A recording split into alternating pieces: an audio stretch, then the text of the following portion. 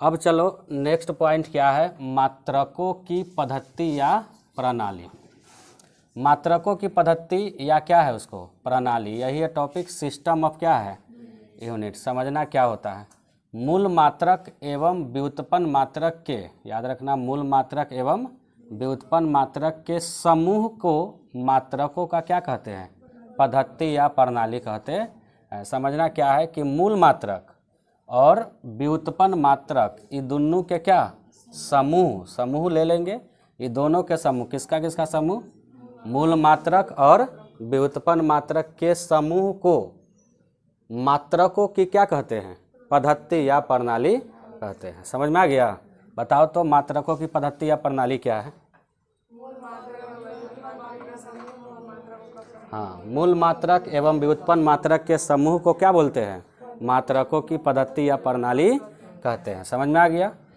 अब है कि मात्रकों की पद्धति या प्रणाली के मुख्यतः 3 प्रकार है, याद रखना। कितना प्रकार है इसका, यानी कहने का मतलब हुआ कि सिस्टम ऑफ यूनिट यानी मात्रकों की पद्धति या प्रणाली के मुख्यतः कितने प्रकार है, 3 प्रकार है। कितने प्रकार है, 3 प्रकार है। पहला का नाम क्या है, CGS, दूसरा का नाम FPS और तीसरा का नाम MKS। ठीक है। ऐसे सबसे पहले कौन प्रणाली आया था बताओ तो, FPS, क्योंकि ब्रिटिश पद्धति आई था।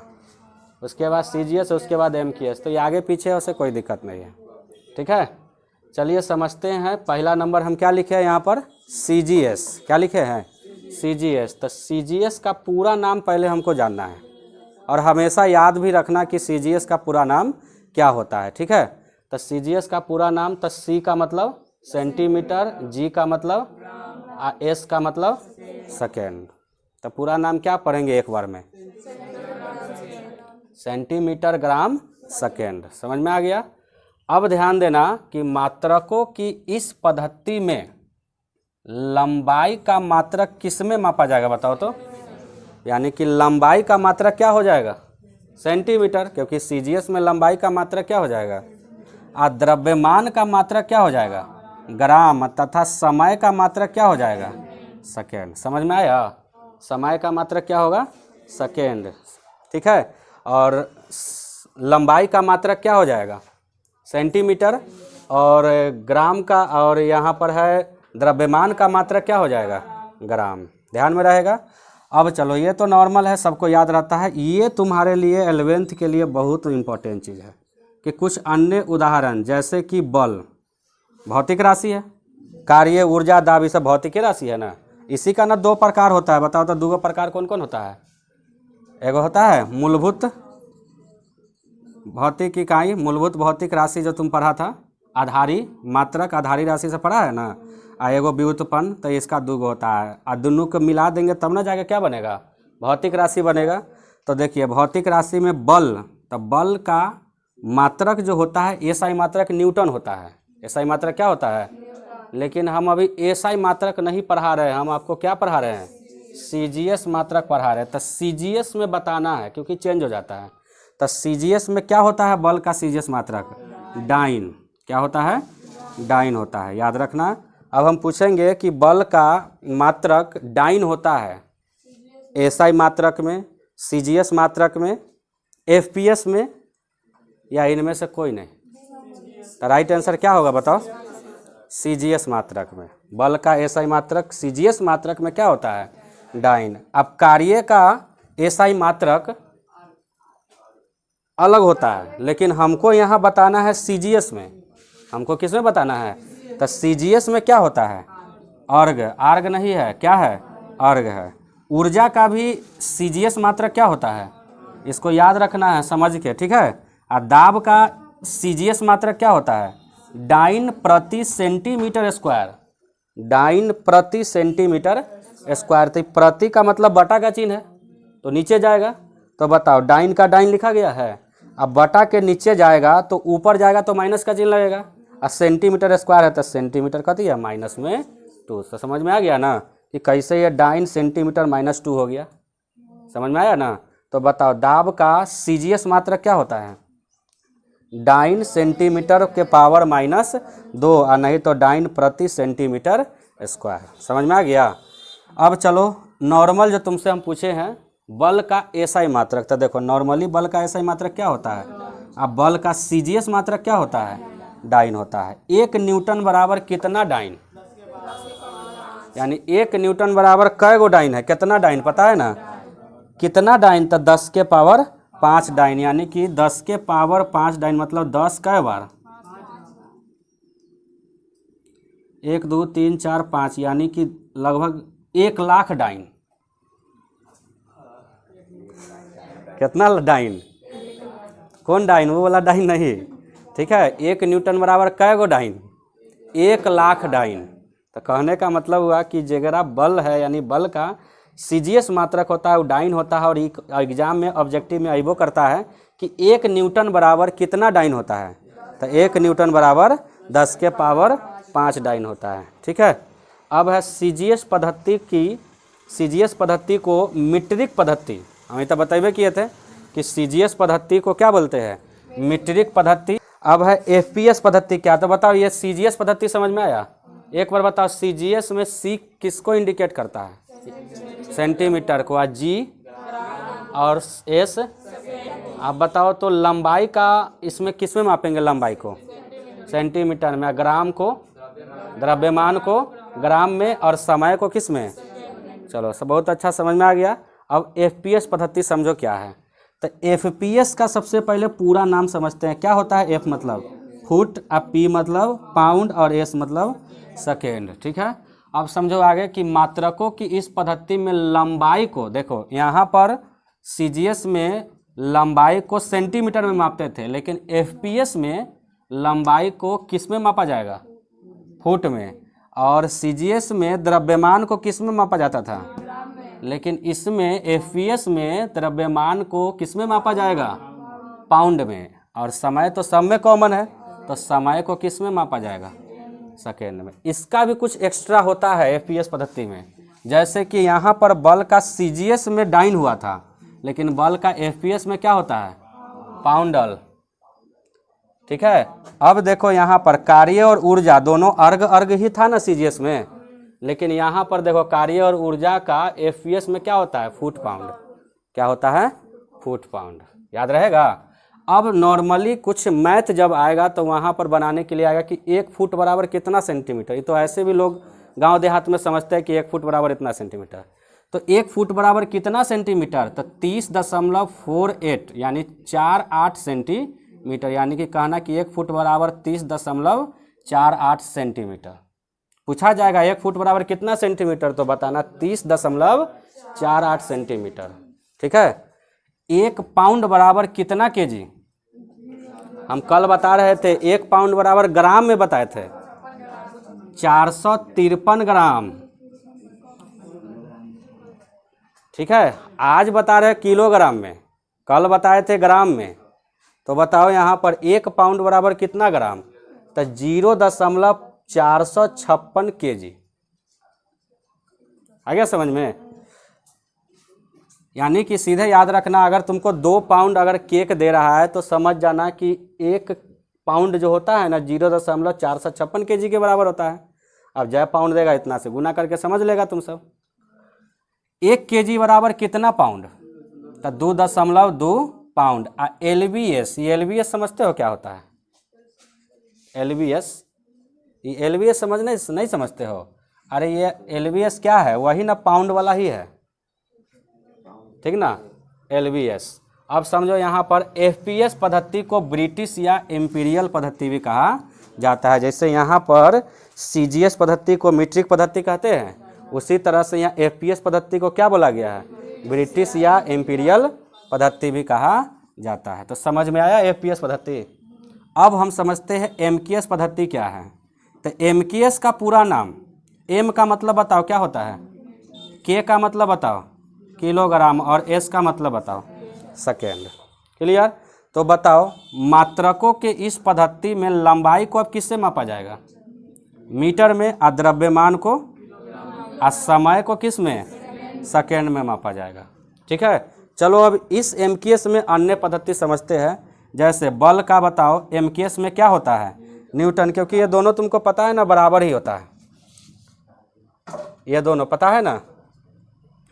तो इसीलिए जो तुमको इसमें थोड़ा दिखाई देगा, जैसे बल का CGS में क्या है, डाइन है, तो देखना यहाँ पर बल में MKS में क्या हो जाता है, न्यूटन हो जाता है, जो कि यहाँ पर बल में SI मात्रक न्यूटन था और यहाँ बल में MKS में भी क्या होता है, न्यूटन। तो ध्यान रखना, इससे कन्फ्यूजन होते रहता है, समझ में आया।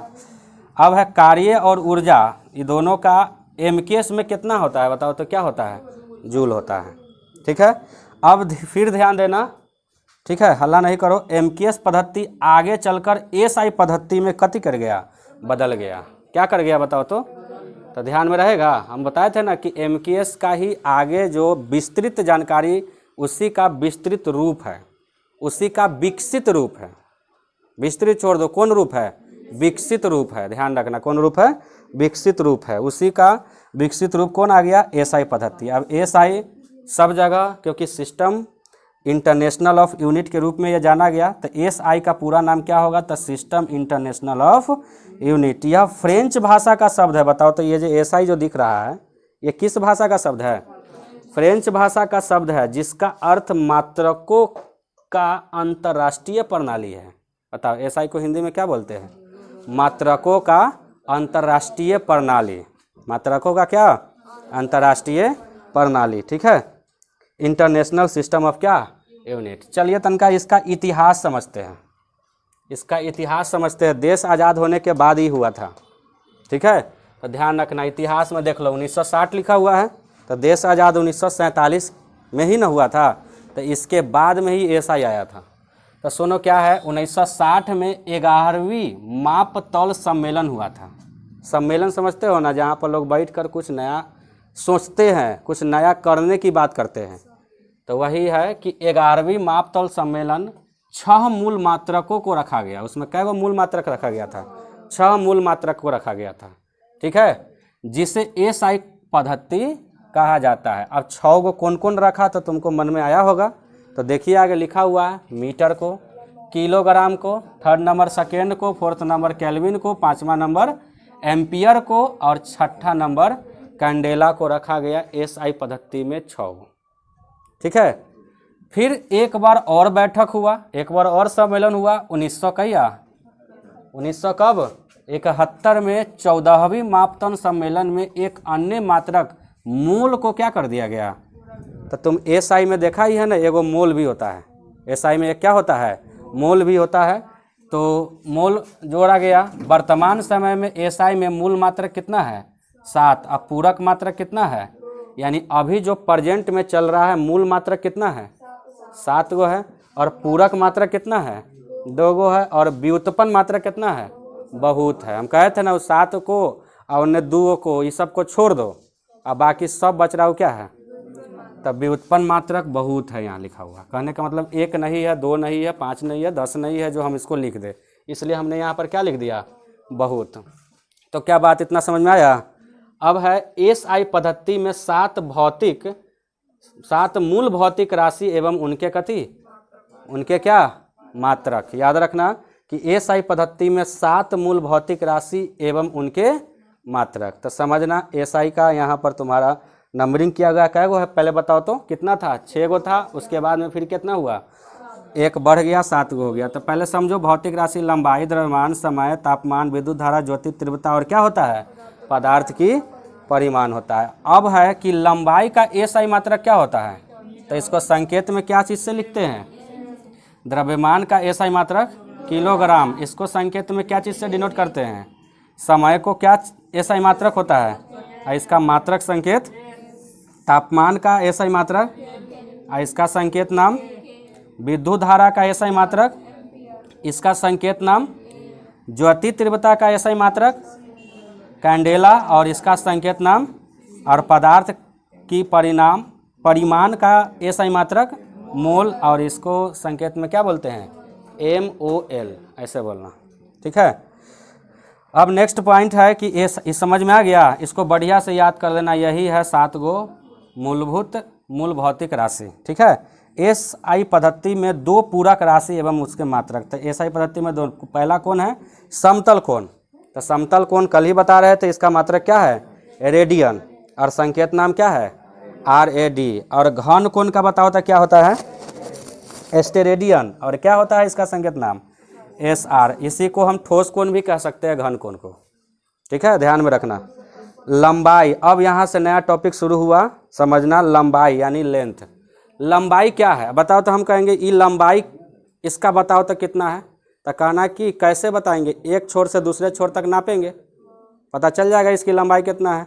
देखो डिफिनीशन में वही है कि किसी वस्तु के एक सिरे से दूसरे सिरे तक के बीच के दूरी को क्या कहते हैं? अब बताओ, यही एक मार्कर है, इसका एक सिरे से दूसरे सिरे के बीच की दूरी को क्या बोलेंगे? लंबाई कहेंगे, लेंथ कहेंगे। लंबाई का SI मात्रक क्या होता है? ये तो यहाँ ही पढ़ा है कि लंबाई का SI मात्रक क्या होता है? मीटर होता है। लंबाई का मापन मुख्यतः दो तरीकों से किया जाता है, यानी लंबाई को जो मापते हैं क्या तरीकों से माप सकते हैं? दो तरीकों से। एक होता है प्रत्यक्ष विधि यानी डायरेक्ट मेथड, डायरेक्ट नाप लेंगे कि हाँ ये हो सकता है कि 7 फीट का होगा। एक होता है अप्रत्यक्ष विधि जिसको कहते हैं इनडायरेक्ट मेथड। तो समझो, प्रत्यक्ष विधि और अप्रत्यक्ष विधि को ऐसे ही नहीं समझना, इसका ऊपर थोड़ा सा समझना पड़ेगा बढ़िया से। प्रत्यक्ष विधि से लंबाई का क्या होने वाला है? मापन। समझना कैसे होगा। इस विधि में लंबाई का मापन किसी यंत्र के द्वारा होगा, याद रखना। प्रत्यक्ष विधि में लंबाई को अगर मापेंगे, लेंथ का मापन करेंगे, तो किसी न किसी मशीन या किसी न किसी यंत्र का क्या लेना होगा? सहारा लेना होगा। यंत्र के द्वारा ही होगा। जैसे कि एक यंत्र का नाम बताओ। मीटर स्केल, बर्नियर कैलिपर, पेंच मापी, गोलाई मापी। यही है गोलाई मापी जो हम कहे थे कि एक कर्व ग्लास के ऊपर अगर एक थोड़ा सा बूंद गिर जाता है, वो बूंद की भी माप के बता सकते हैं कि वह कितना साइज का बूंद है। वो गोलाई मापी यंत्र से पता चल जाता है। ठीक है, तो चलिए, पहला कौन सा यंत्र है? मीटर स्केल, दूसरा है वर्नियर कैलिपर, और तीसरा है का नाम है पेंच मापी, और चौथा का नाम है गोलाई मापी। तो चलिए पहला समझते हैं मीटर स्केल। क्या होता है मीटर स्केल? समझो, इसका उपयोग जो होता है सामान्य लंबाई को मापने के लिए किया जाता है, यानी कि नॉर्मल जो भी लंबाई है वो मीटर स्केल से हम नाप लेंगे।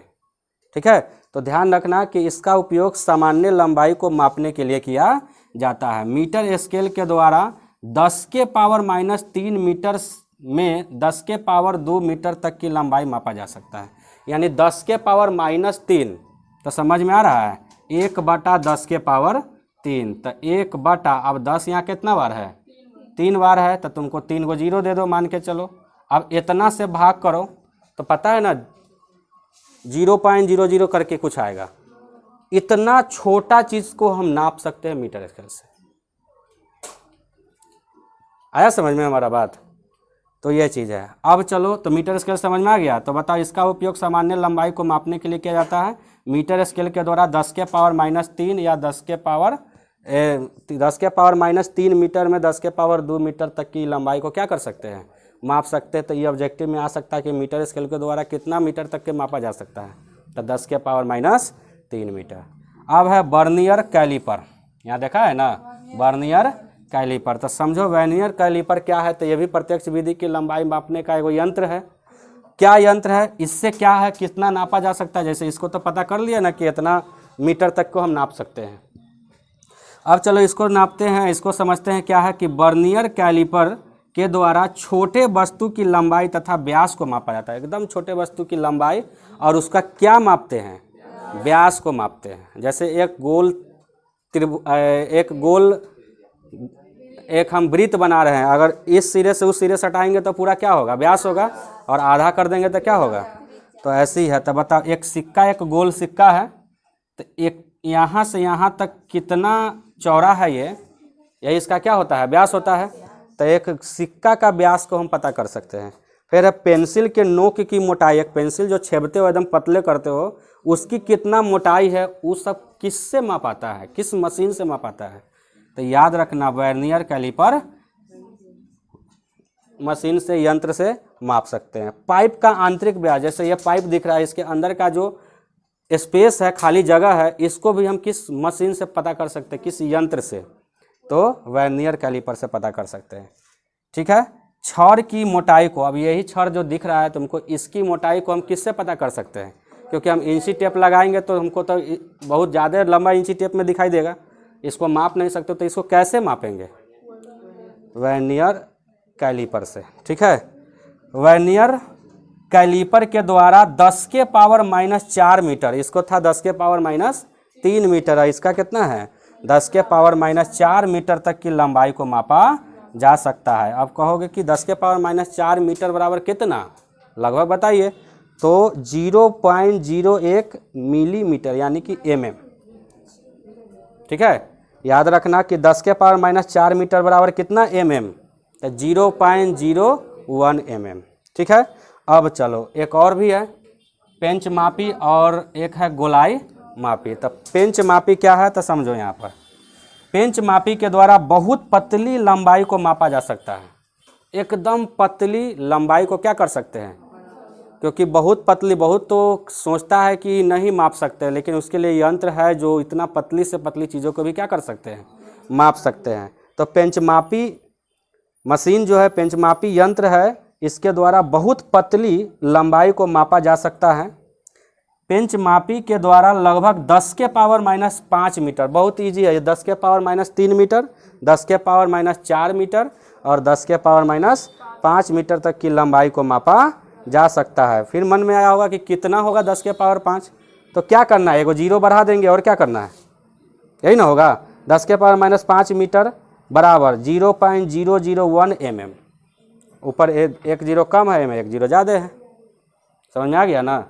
अब है कि चलिए बताइए क्या नाप सकते हैं, क्या माप सकते हैं इसको, तो समझते हैं। तांबा या एल्युमिनियम के तार की मोटाई, तांबा का तार होता है, एक तार में होता है ना तांबा का तार, उसकी मोटाई बता सकते हैं कि कितना मोटाई है, वो पेंच मापी यंत्र से पता कर सकते हैं। फिर देखो ब्लेड की धार, अब एगो ब्लेड होता है बहुत तेज धार होता है, उसकी धार कितना मोटा है वो हम बता सकते हैं किससे, पेंच मापी यंत्र से, कि कितना धार होकर मोटा है। ठीक, फिर है बाल के व्यास, एक बाल जो तुम्हारे सर में है इसकी व्यास बता सकते हैं कि मोटाई का व्यास कितना है। ठीक है, पॉइंट यहाँ लिखा हुआ है, मानव बाल का व्यास कितना होता है, 0.05 मीटर, इतना होता है मानव के बालों का क्या व्यास। तो तुमको इतना समझ में आ गया, ख़त्म हो गया। अब तुम लोगों का एक टॉपिक इसमें के बच गया, गोलाई मापी।